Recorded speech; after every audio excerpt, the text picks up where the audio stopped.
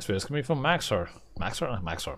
The Act Man. It's gonna be from the Act Man about talking about the Overwatch 2 pointless sequel, which definitely is a pointless. It's just ugh. Goddamn.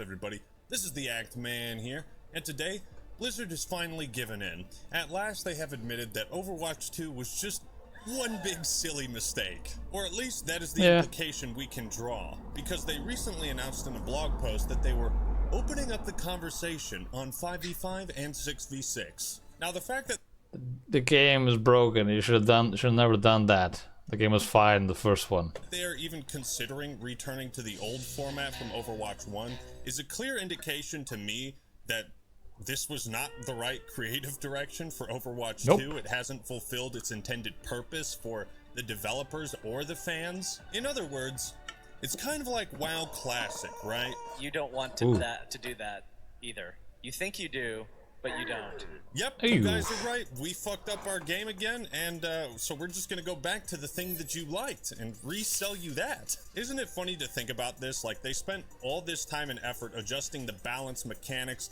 abilities, team compositions, and every facet of Overwatch to make it fit with 5v5. And now they have to undo all of that work. I might be the first to coin this term, but it's like they have to undevelop the game. This is undevelopment, where you screw up the game so bad you effectively have to roll back like years worth of development. So today we're going to dive into this post and discuss the rise of Overwatch and how one of the most innovative games of the last decade wound up getting a pointless sequel. Are you with me? No. But before we jump into it, fun fact. Did you know every video game with craft in the title is a fucking banger? This is even more true with the sponsor of today's video, StarCraft. Set in the incredibly serious setting of the Chernobyl exclusion zone, you play as one of these guys in a fight to survive and extract. Yes, I'm serious. Like, I was sold on the art style alone. It's hard to this game. I've seen it, yeah. You've never really seen before. StarCraft is a game that, while it looks blocky and goofy and fun, at the same time it's like gritty and dark. I've seen this. You enjoy both the simple and complex pleasures with StarCraft. Don't let the graphics fool you. StarCraft has surprisingly deep progression and customization. Now, I'm not big into extraction shooters myself, but I can tell you for certain this one is worth checking out. Especially when it goes for the low price of free. It's like a paradox of fun. It's free. Two concepts you never imagined in your wildest dreams being crashed together into one solid experience. I'll sweeten the deal. If you download the game using the code TheActMan24, I'll give you a free grab bag of goodies to start your journey off right. And you can download StarCraft for free today on Steam. Check the links in the description and pinned comment. And thank you, StarCraft, I'm gonna take a look. sponsoring this video. And now for something completely different. Now, first off, why the sudden decision to start shifting back to 6v6? While the hero shooter genre is seeing a bit of a resurgence with Marvel Rivals, you should check out my video on that. The game's fucking incredible, highly recommend. Also put a link in the description and pinned comment. Also, come join my public Discord server, the Act Clan. It's awesome in there. But there's also Sony's Concord coming out in a few weeks. Valve is working on their own hero shooter, which got leaked, I think, a few months ago? So there's mounting competition and pressure, and perhaps Blizzard was faced with a decision to preemptively adapt Overwatch for when these new hero shooters come out. It just so happens that Marvel Rivals started its closed beta period one day after Blizzard made this announcement, so it could very well be a coincidence, but as one trained in the Force. No, not again. Stop using that meme. Are rare. Now, I'm certainly one of many who jumped ship or lost interest in Overwatch after 2 came out, and I've been looking for something to fill that void. And I think it's for the same reason people are willing to deal with the bullshit of Battle State games and Escape from Tarkov. Yikes. It's the biggest piece of dog shit. That they're sticking with Overwatch. I'll bet thousands of gamers find themselves dealing with Overwatch 2 simply because nothing else on the market feels quite like it. And if you want something that fulfills that old Overwatch vibe, Marvel Rivals it's looking pretty good. But with these new hero shooters coming out, there might be some actual competition, you know? And it's alluring. The idea of going back in time when Overwatch was king, at its peak, when everyone loved it. I've recently been watching some of their old cinematics, and my god, you're just transported to a different time. When Blizzard was still a pretty good company. How the times change. Yeah. You think you honor your brother Genji with incense and offerings? Honor resides in one's actions. You dare to lecture me about honor? You are not worthy to say his name! Ryuga waga teki wo kurau! And that's the thing, it's hard to look back on these cinematics because none of this ever panned out in the actual game. A PvE story mode was the most requested feature for so many years, and after like 2 years of marketing, Blizzard abandoned that. Yeah. Time to abandon ship. They showed us that they didn't care about this story, and so neither should we. But I want to take a quick crash course into what went wrong with Overwatch 2. Overwatch has so much story, so much like lore going for them, and they decided not to do anything about it, just completely throw it out the window. Thanks, Blizzard. Now, this part of the video could be 30 minutes, but we're gonna keep it short. Around Thank 2019, we started seeing fewer updates to Overwatch 1 because Blizzard was focusing on a sequel. So for a couple years, fans were starved for new content. But when Overwatch 2 was announced, hype was at its peak. Kind of, but because of the expansive talent trees, all these new abilities, a focus on story, and most importantly, this highly anticipated PvE mode, fans were somewhat skeptical when it was revealed the game would shift to 5v5 instead of 6v6, and especially that Overwatch 2 would replace the base game. So if it wasn't an objective improvement in every way, that would piss people off, because they wouldn't be able to go back and play a previous version if they didn't like the new one. Blizzard's fuck-ups didn't end there.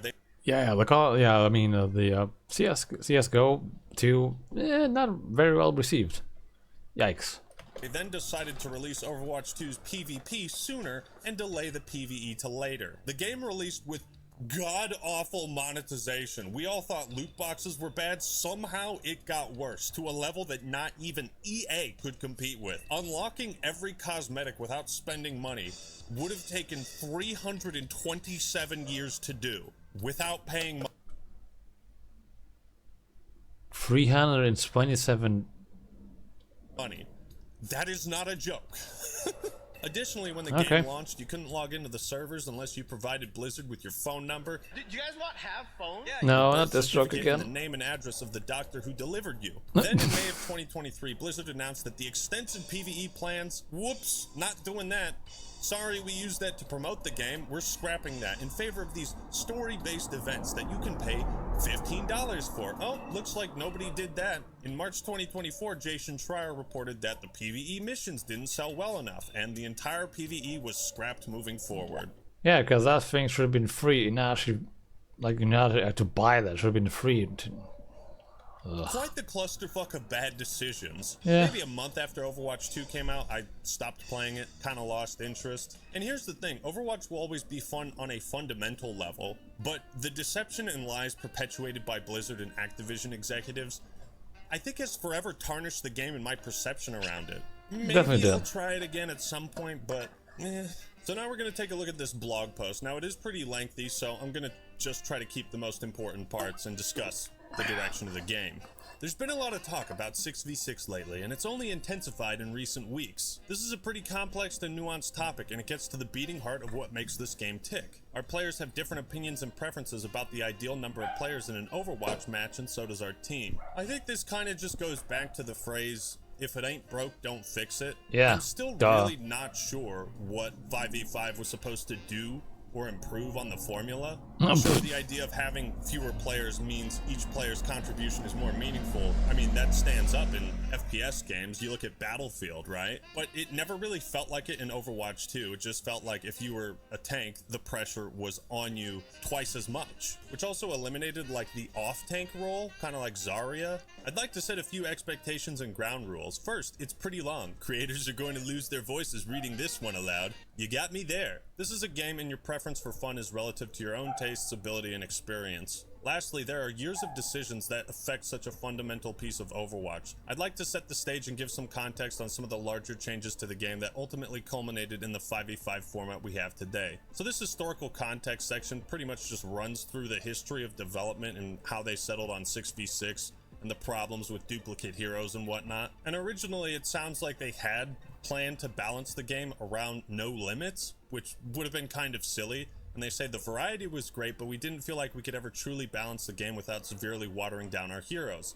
So we made the choice to impose a limit of one of each hero per team. A theme of this and future decisions was limiting match variety as well as player freedom and creativity in order to create a more balanced, consistent, and competitive experience for players. And that's totally fair. I think when Overwatch first came out and everybody was experiencing this type of game for the first time, those non-TF2 fans, No Limits was fun. It was wacky, it was crazy. Obviously, I think everybody knew the game TF2 is still a better gamer than Overwatch, but that's no.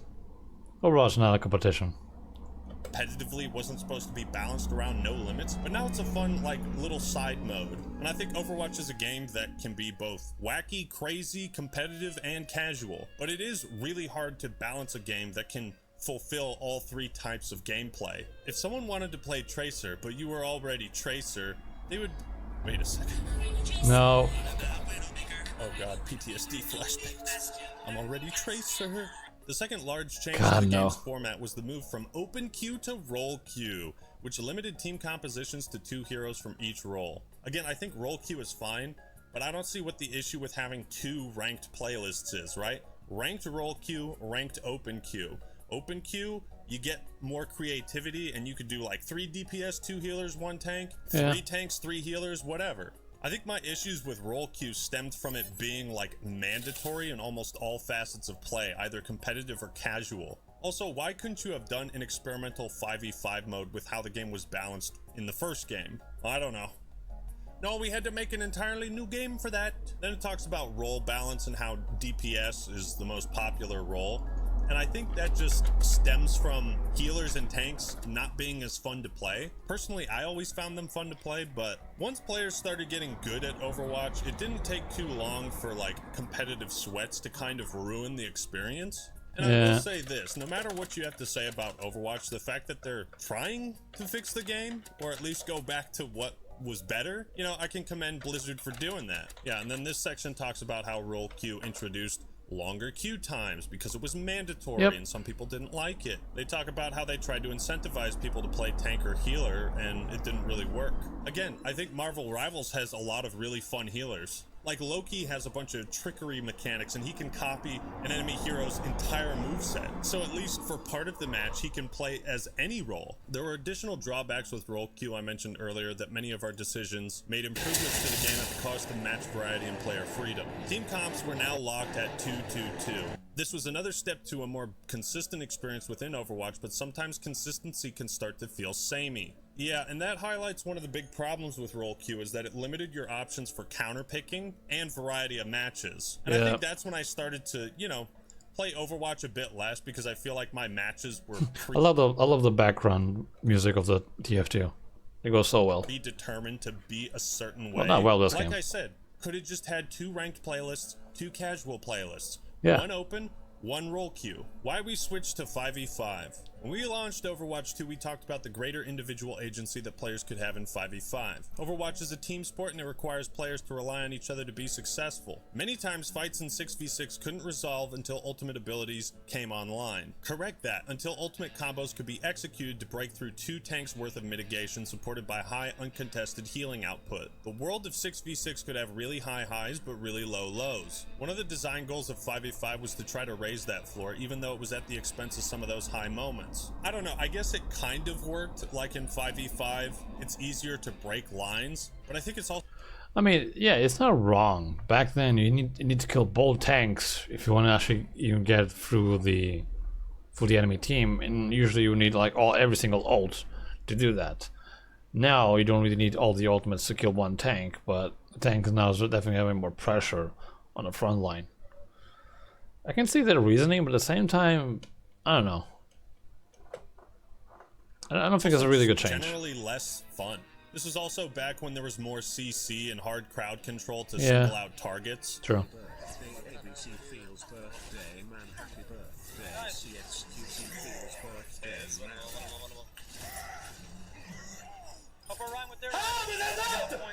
And a quick side note, I almost said that I appreciate them being so transparent about the reasons for their design choices and the pros and cons of each. Here it talks about damage heroes complained that their role was the least impactful, support heroes had to focus almost exclusively on healing, and tank synergy wasn't always fun. But that these things were kind of fixed and addressed in 5v5, so then the question is, why are we thinking about going back to it?